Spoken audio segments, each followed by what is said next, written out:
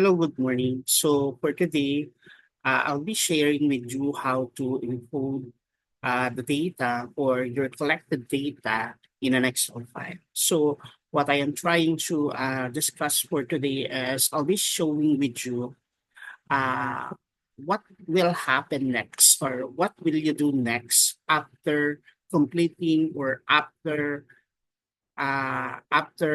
you are done with the data collection.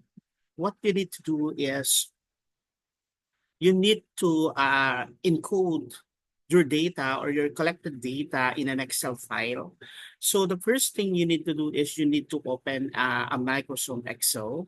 So as you can see with this, so you need to open a Microsoft Excel. So here,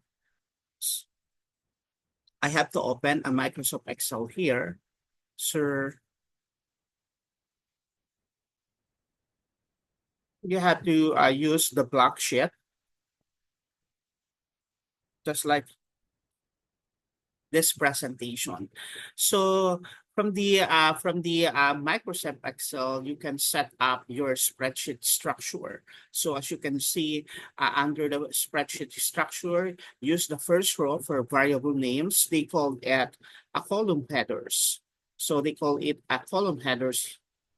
So as you can see with this is the column header or for the value for the variable names.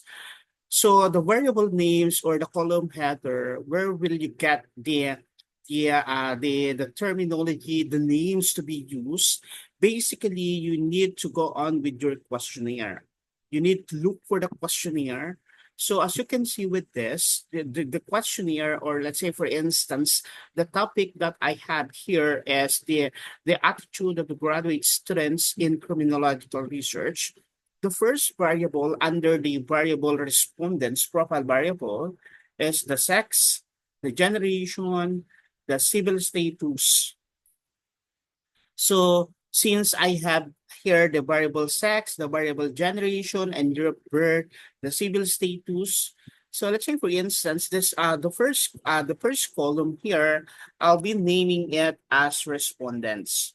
In some other data file, they call it ID, meaning they're referring to the number of respondents or identification of the of the respondents. But for today's video, I'll be naming it as respondents.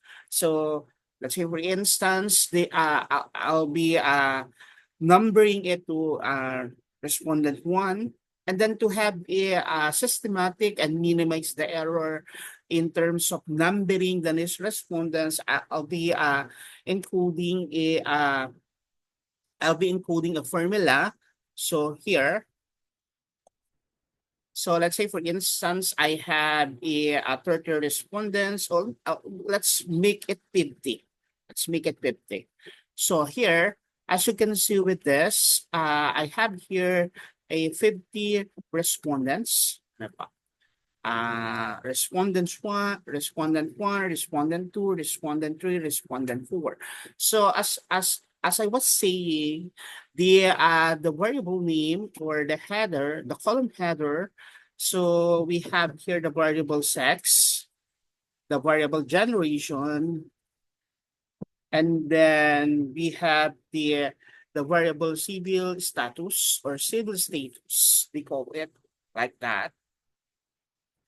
And then after that, under the part two, the part two is more on focus on the attitude of the graduate students in criminological research. As you can see, for the respondents answer it, they have to 5 point like they have to use a 5 point Likert scale. Five meaning as they strongly agree or agree. Three, neither agree nor disagree, and two is disagree, one is strongly disagree. So under the attitude of the graduate students in criminological research, we have here 11 indicators. We have here 11 indicators. Let's say, for instance, this questionnaire was answered. As you can see, under the item one, research interesting, they let's say I answer it as strongly agree. Research is interesting. And then research is enjoyable. I strongly agree. Research is enjoyable. And then research excites me. Strongly agree. Research makes me great. Strongly agree. Research gives me a great feeling. Agree. I agree. Research makes me nervous. I strongly disagree. Research is stressful. Neither agree nor disagree. And then research makes me anxious. Disagree. Research scares me. Disagree. Research upset me. Disagree. Research gives me headache. Disagree. So as you can see here, for me to be able, or for you to be able to come up with a variable name under the Likert scale or the ordinal data, so you can since it has something to do with the attitude, I'll gonna call it, I'll be calling this as attitude. Since it has 11 indicators or 11 items, so I have to encode attitude 1 to 11 to sum up the responses of the respondents based on the variable, based on the number of the variable. So here, so as you can see, I have here, or I am done with the column header or the variable name. I am done with the column header or the variable name. So then the third one is encode your variable consistently. As you can see, follow consistent encoding for categorical variables. Let's say, for instance, for example, for sex variable. So one is, the code is 1 for male and 2 for female. So you can use it vice versa. Ano pa? So you can code this as 2 for male and 1 for female. It depends on your code to be used. Ano pa? But the important thing to do is you have to record the code para for consistency of the data. And then example here is responses. For the responses, just like what I did about the attitude of graduate students in criminological research. As you can see with this, I am referring to this one, and with the responses of the respondents. So we're using 1 for strongly disagree and 5 as strongly agree. And then the fourth one, or the fourth step, is enter the data. As you can see, the row, it represents one respondents. As you can see, when we say the row, it has something to do with this. They call it horizontal, the horizontal part of the spreadsheet. And then when each column, it represents the variable. That's why, as you can see with this is sex variable, generation variable, the civil status variable. So from this respondent, let's say respondent 1, the sex responses of the respondents 1 will be encoded here. The responses of the respondent 1 for the generation in year will be encoded here, and so on and so forth, as you can see. Ano pa? So let me show with you how to encode the data. Let's say, for instance, let's say I answer this questionnaire. I'll be the one to answer this questionnaire. So as I have said, I answer it 1.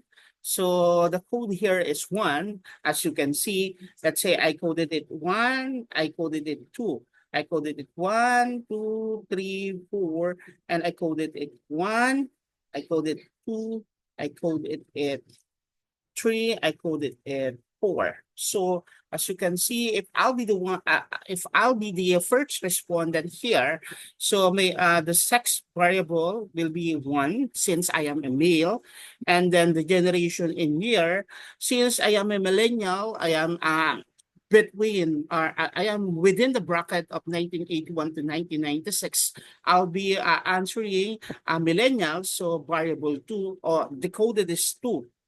Since I am still single, so the code is 1. So let's go on with the responses about the attitude of the graduate students. So as you can see with this, We have here we have here 11 items for the attitudes, and the variable name is coded into 11. So here for item number one, research is interesting. My answer is 5, or strongly agree. So we're gonna put 5. So the research is enjoyable. My responses is strongly agree. So as I was saying, it is 5 because I strongly agree, as you can see with the as you can see with this. So attitude 2 is 5 because research is enjoyable. Attitude 3, I am referring to item 3.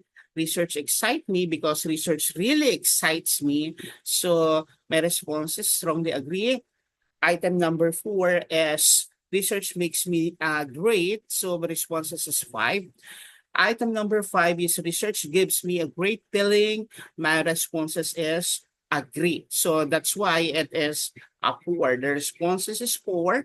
And then item number 6 is research makes me nervous. My responses is neither agree nor disagree. That's why I included it 3.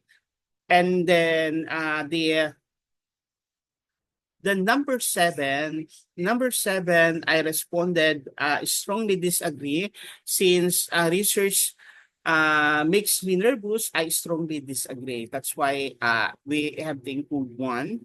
Item number 8 is research makes me anxious. 2, 2, 2, and so on and so forth. I 2. As you can see naman with this, 8, 9, 10, 11. Ito talaga yung responses.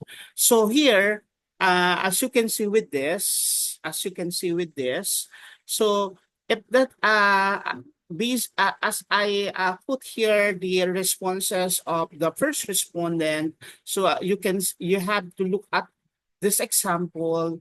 So you're gonna need to you're gonna need to follow this example for you to be able, or for you not to miss or commit mistakes, or not to be misleading, or to minimize or prevent error in terms of encoding your data. So for today, that is the presentation of how to encode your data in an Excel file. Thank you.